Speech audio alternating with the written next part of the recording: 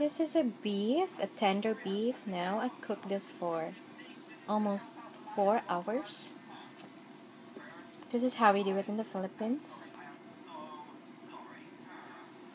You just really have to keep boiling it and make it tender. This is a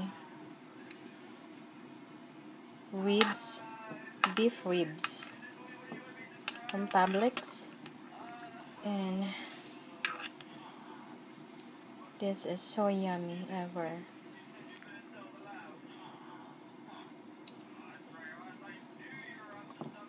Super yummy dish. See that?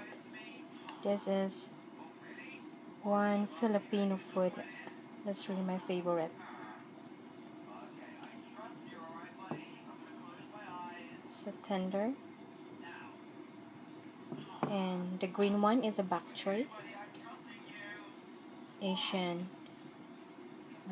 vegetable. It is very dark green, very good source of iron. And you put this onion. It's green onion,